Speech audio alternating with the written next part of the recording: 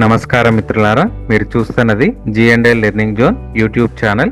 ప్రభుత్వ ఉద్యోగ నోటిఫికేషన్లు, రిజల్ట్ అనాలిసిస్, మెరిట్ లిస్టు వివరాలు మరియు అభ్యర్థులకు ఉపయోగపడే ఖచ్చితమైన సమాచారాన్ని ఈ ఛానల్ ద్వారా మీకు అందిస్తున్నాము.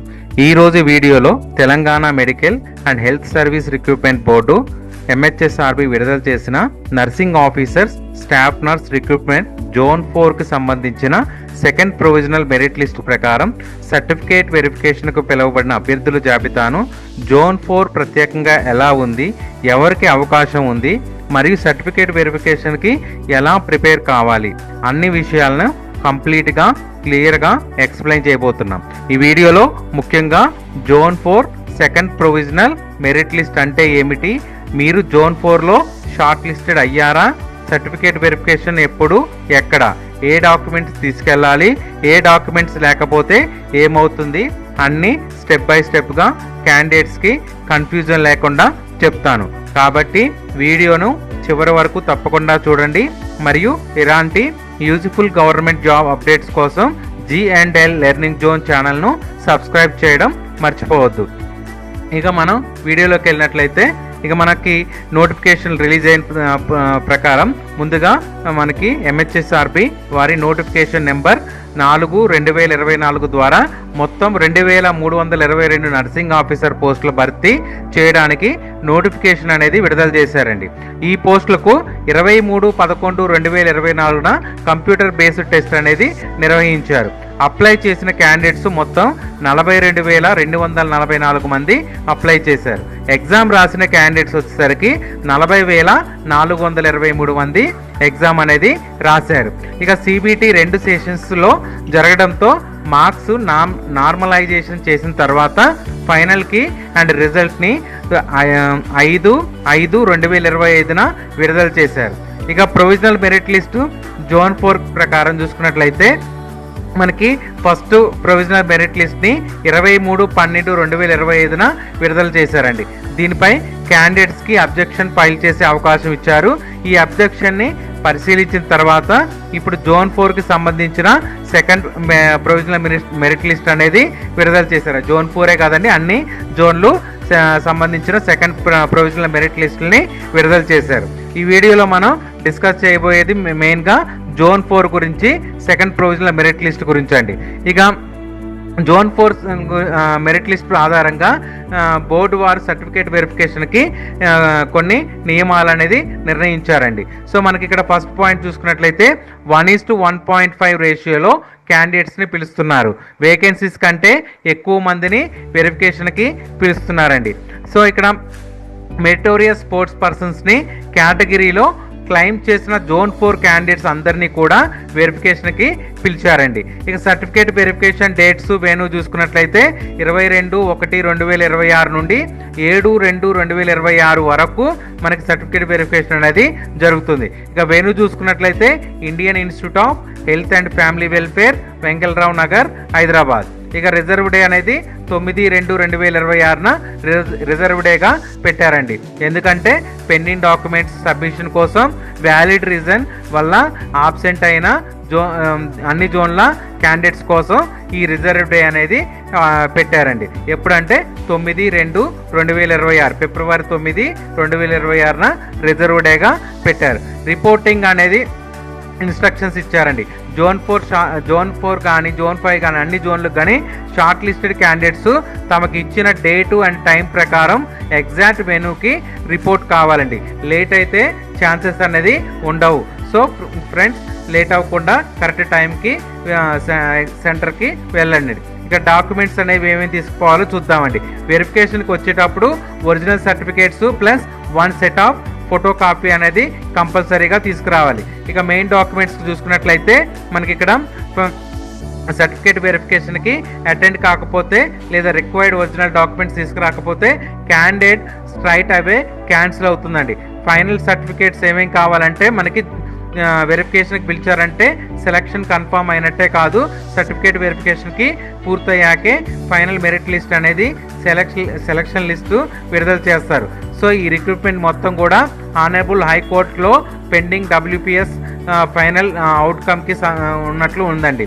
సో ఇక్కడ మనకి లిస్ట్ చూసుకున్నట్లయితే సర్టిఫికేట్ లిస్ట్ అనేది కూడా మొత్తం మీకు నేను ఆల్రెడీ జోన్ 5లో వీడియోలో మీకు క్లియర్ కట్గా ఎక్స్ప్లెయిన్ చేశానండి. ఏమేమి సర్టిఫికేట్ తీసుకురావాలి ఏంటి అనేది మీకు క్లియర్ కట్గా ఎక్స్ప్లెయిన్ చేశాను. సో అవేమేంటి అనేది అంటే మొత్తం కూడా ఒకసారి మీకు క్లియర్గా చెప్తాను. మళ్ళీ సర్టిఫికేట్స్ ఏమేమి కావాలి ఏంటి అనేది ఒకసారి చూద్దాం. ఆ సర్టిఫికేట్స్ మనకి ఏమేమి తీసుకుపోవాలి ఏంటి అనేది. మెయిన్ డాక్యుమెంట్స్ వచ్చేసరికి మనకి ఆధార్ కార్డు తీసుకుపోవాలండి, date of birth proof, SSC equivalent అనేది కంపల్సరీగా తీసుకుపోవాలి, community certificate, SC ST BC Telangana government వాళ్ళు ఇచ్చిన సర్టిఫికేట్ తీసుకుపోవాలి. బీసీ క్యాండిడేట్స్ అయితే latest non creamy layer certificate తీసుకుపోవాలి. లేకపోతే వాళ్ళు క్రిమీ లేయర్ సర్టిఫికేట్ తీసుకుపోకపోతే వాళ్ళని ఓసీగా కన్సిడర్ చేస్తారండి. ఈడబ్ల్యూఎస్ క్యాండిడేట్స్ అయితే ఇన్కమ్ అండ్ అసెట్ సర్టిఫికేట్ అనేది కంపల్సరీగా తీసుకుపోవాలి. ఓహెచ్ అండ్ హెచ్హెచ్ క్యాండిడేట్స్ అయితే సదరం సర్టిఫికేట్ తీసుకుపోవాలి. ఏజ్ రిలాక్సేషన్ క్లెయిమ్ చేస్తే govt service and ex service man NCC certificates అనేవి తీసుకుపోవాలి.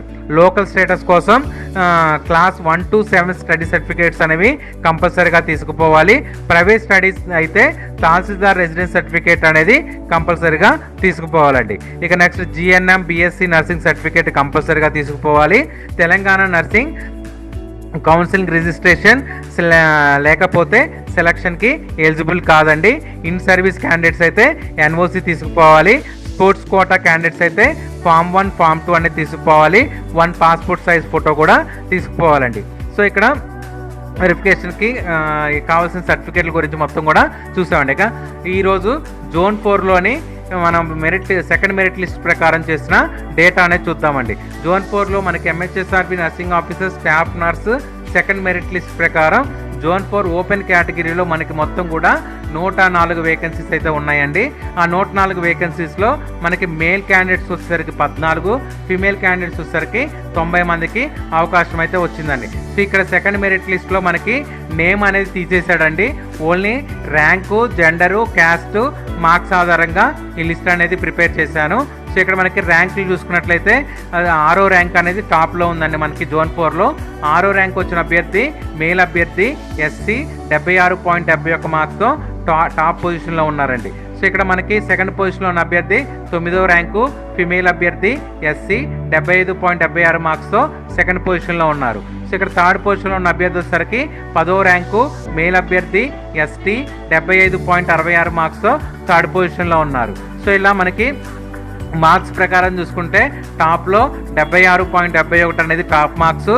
కటాఫ్ మార్క్స్ ఓపెన్లో చూసుకున్నట్లయితే 62.61 అనేది కటాఫ్ మార్క్స్గా చూసుకోవచ్చు అండి. సో ఇక్కడ మనకి ప్రీవియస్గా నేను ఫస్ట్ మెరిట్ లిస్ట్ ప్రకారం చూసుకున్నట్లయితే దానికి సెకండ్ మెరిట్ లిస్ట్కి డిఫరెన్స్ ఏంటంటే ర్యాంక్స్ అనేవి చేంజ్ అయినాయండి. కొంచెం అవి ఒకసారి అబ్జర్వ్ చేసుకొని మీ ర్యాంక్ ఎక్కడ ఉంది ఏంటనేది చెక్ చేసుకోండి. సో ఇక్కడ మనకి ర్యాంకులు అయితే ఓపెన్లో 6th ర్యాంక్ నుంచి 429వ ర్యాంక్ వరకు ఓపెన్లో ర్యాంక్స్ అనేవి చూసుకోవచ్చు. మార్క్స్ చూసుకున్నట్లయితే 76.71 మార్క్స్ నుంచి 62.61 మార్క్స్ వరకు మనకి ఓపెన్లో కట్ ఆఫ్ అనేది చూసుకోవచ్చు. అంటే 62.61 నుంచి 76.71 మార్క్స్ మనకు వచ్చిన 104 మంది అభ్యర్థులకి ఓపెన్లో ఛాన్స్ అనేది ఉందండి. సో మొత్తం ఇక్కడ మనకి మేల్ అభ్యర్థులు వచ్చేసరికి 14 మందికి అవకాశం ఉంది, ఫీమేల్ అభ్యర్థులకైతే 90 మందికి అవకాశం ఉందండి. సో ఇక్కడ మనకి నెక్స్ట్ కేటగిరీకి వెళ్ళినట్లయితే బీసీఏ కేటగిరీ అండి. ఇక్కడ బీసీఏ కేటగిరీలో మనకి మొత్తం కూడా 25 వేకెన్సీస్ అయితే ఉన్నాయండి. 25 వేకెన్సీస్లో మేల్ అభ్యర్థులకి 2కి అవకాశం ఉంది, ఫిమేల్ అభ్యర్థులకి అయితే 23 మందికి అవకాశం ఉందండి. టాప్లో ఉన్న అభ్యర్థి ర్యాంక్ చూసుకున్నట్లయితే 520వ ర్యాంకు ఫిమేల్ అభ్యర్థి 61.77 మార్క్స్తో టాప్లో ఉన్నారు. సెకండ్ పొజిషన్లో ఉన్న అభ్యర్థి 749వ ర్యాంకు ఫిమేల్ అభ్యర్థి బీసీఏ 60.04. థర్డ్ పొజిషన్లో ఉన్న అభ్యర్థి 931వ ర్యాంకు ఫిమేల్ అభ్యర్థి బీసీఏ 59.08. నెక్స్ట్ ఫోర్త్ పొజిషన్లో ఉన్న అభ్యర్థి 947 ఫిమేల్ అభ్యర్థి బీసీఏ 58.89 మార్క్స్తో 4th పొజిషన్లో ఉన్నారు. ఇక కట్ ఆఫ్ చూసుకున్నట్లయితే ఈ ర్యాంక్ అయితే 520వ ర్యాంకు నుంచి 3194 ర్యాంకు వరకు మనకి అవకాశం ఉందండి బీసీఏలో. అంటే మొత్తం మనకి 25 వేకెన్సీస్ ఉన్నాయి కాబట్టి ర్యాంక్ మార్క్స్ అయితేనేమో 61.77 మార్క్స్ నుంచి 51.68 మార్క్స్ వరకు 25 మందికి అయితే అవకాశం అయితే వస్తుందండి. అంటే మనకి కట్ ఆఫ్ అనేది 51.68 మార్క్స్, ర్యాంక్ అయితేనేమో 3194 ర్యాంక్ అండి. ఇక నెక్స్ట్ కేటగిరీలోకి వెళ్ళినట్లయితే బీసీబీ కేటగిరీ అండి. ఈ బీసీబీ కేటగిరీలో మొత్తం మనకి 34 వేకెన్సీస్ అయితే ఉన్నాయి. ఈ 34 వేకెన్సీస్లో టాప్ పొజిషన్లో ఉన్న అభ్యర్థి 441 ర్యాంకుతో ఫిమేల్ అభ్యర్థి బీసీబీ కేటగిరీ 62.61 మార్క్స్తో టాప్ పొజిషన్లో ఉన్నారు. సెకండ్ పొజిషన్లో ఉన్న అభ్యర్థి 465 ర్యాంకుతో ఫిమేల్ అభ్యర్థి బీసీబీ కేటగిరీ 62.44 మార్క్స్తో సెకండ్ పొజిషన్లో ఉన్నారు. ఈ కట్ ఆఫ్ మార్క్స్ చూసుకున్నట్లయితేనేమో 56.71 వరకు కట్ ఆఫ్ మార్క్స్ అనేది చూసుకోవచ్చు అండి. ర్యాంక్ కట్ ఆఫ్ చూసుకున్నట్లయితే 1456 బీసీబీలో కట్ ఆఫ్ చూసుకోవచ్చు. సో మనకి 62.61 నుంచి 56.71 మధ్యలో వచ్చిన 34 మందికి మాత్రం అవకాశం అయితే ఉందండి ఇక్కడ. నెక్స్ట్ కేటగిరీలోకి వెళ్ళినట్లయితే బీసీసీ కేటగిరీ అండి. ఈ బీసీసీ కేటగిరీలో మనకి ఉన్నది మొత్తం కూడా 3 వేకెన్సీస్ అయితే ఉన్నాయి. ఈ 3 వేకెన్సీస్లో మనకి టాప్ పొజిషన్లో 488 ర్యాంకు ఫిమేల్ అభ్యర్థి 62.35 మార్క్స్తో టాప్లో ఉన్నారు. సెకండ్ పొజిషన్లో ఉన్న అభ్యర్థి 795 ఫిమేల్ అభ్యర్థి 59.58 మార్క్స్తో సెకండ్ పొజిషన్లో ఉన్నారు. థర్డ్ పొజిషన్లో ఉన్న అభ్యర్థి 858 ఫిమేల్ అభ్యర్థి 59.45 మార్క్స్తో థర్డ్ పొజిషన్లో ఉన్నారండి. అంటే ఇక్కడ మనకి 62 టాపు 62.35 అనేది top marks, cut off marks వచ్చేసరికి 59.45 అనేది కట్ ఆఫ్ మార్క్స్గా చూసుకోవచ్చు అండి. ఇక బీసీడీ కేటగిరీకి వెళ్ళినట్లయితే బీసీడీ కేటగిరీలో మొత్తం మనకి ఉన్న వేకెన్సీస్ 23 వేకెన్సీస్ అయితే ఉన్నాయి. 23 వేకెన్సీస్లో ముగ్గురికేమో మేల్ అభ్యర్థులకి అవకాశం ఉంది, 20 మందికి ఫిమేల్ అభ్యర్థులకి అవకాశం అయితే వచ్చిందండి. ఇక టాప్ ర్యాంక్ చూసుకున్నట్లయితే 535లో టాప్ ర్యాంక్ ఉన్న అభ్యర్థి ఫిమేల్ అభ్యర్థి బీసీడీ కేటగిరీ 61.58 మార్క్స్తో టాప్ పొజిషన్లో ఉన్నారు. ఇక కట్ ఆఫ్ మార్క్స్ చూసుకున్నట్లయితే 1726 ర్యాంకు బీసీడీ అభ్యర్థి ఫిమేల్ అభ్యర్థి 55.76 మార్క్స్తో కట్ ఆఫ్లో ఉన్నారండి. అంటే 55.76 మార్క్స్ నుంచి 61.58 మార్క్స్ మధ్యలో వచ్చిన 23 మందికి మాత్రం బీసీడీ కేటగిరీలో అవకాశం అయితే వస్తుందండి.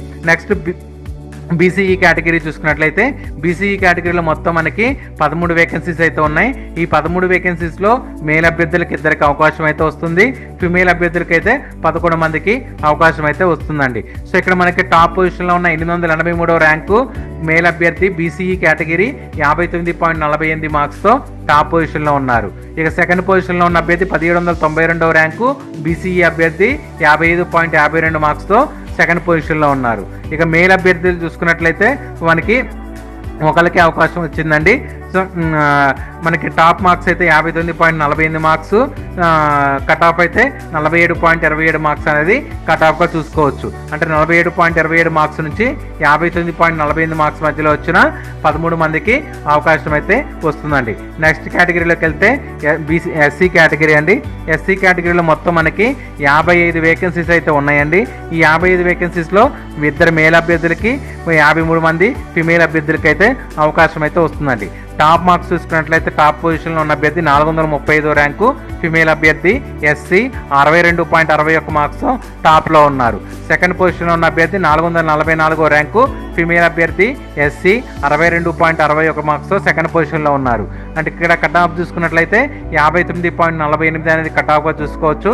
ర్యాంక్ కట్ ఆఫ్ అయితే 894 అనేది కట్ ఆఫ్గా చూసుకోవచ్చు అండి. 894 ర్యాంకు నుంచి 435 ర్యాంక్ వరకు మనకి 55 మందికి అయితే అవకాశం అయితే వస్తుందండి ఇక్కడ. సో ఎస్సీ కేటగిరీలో మనకి 55 మందికి వేకెన్సీస్ ఉన్నాయి కాబట్టి 55 మందికి అవకాశం అయితే వస్తుందండి. సో మనకి మెరిట్ లిస్ట్ ప్రకారం ఫస్ట్ మెరిట్ లిస్ట్ ప్రకారానికి మెరిట్ లిస్ట్కి సెకండ్ మెరిట్ లిస్ట్కి కొంచెం తేడా ఉందండి. ర్యాంకులు కొంచెం చేంజ్ అయినాయి. ఒకసారి చెక్ చేసుకోండి, మీ ర్యాంక్ ఎక్కడుంది, మీ మార్క్స్ ఎక్కడున్నాయి, మీ కేటగిరీ ఏంటి అన్నది ఒకసారి చెక్ చేసుకుంటే మీకు క్లారిటీగా క్లియర్ కట్గా తెలిసిపోతుంది.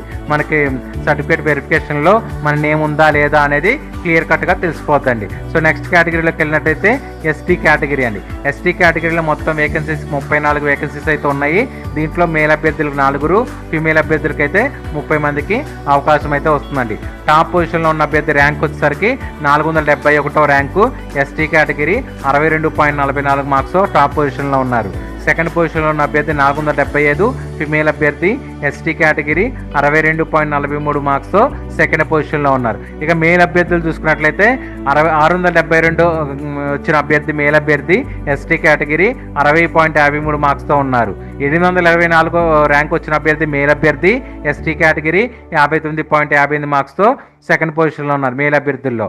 ఇక కట్ ఆఫ్ చూసుకున్నట్లయితే 56.35 అనేది కట్ ఆఫ్గా చూసుకోవచ్చు ఎస్టీ కేటగిరీలో. అంటే 56.35 మార్క్స్ నుంచి 62.44 మార్క్స్ మధ్యలో వచ్చిన 34 మందికి మాత్రం అవకాశం అయితే వస్తుందండి. సో ఇక్కడ మనకి ఉన్న వేకెన్సీస్ మొత్తం కూడా 34 వేకెన్సీస్ ఉన్నాయి. సో ర్యాంక్ వైజ్గా చూసుకున్నట్లయితే 471వ ర్యాంక్ నుంచి 1572వ ర్యాంక్ వరకు ఎస్టీ కేటగిరీలో వచ్చే ఛాన్సెస్ అయితే ఉన్నాయండి.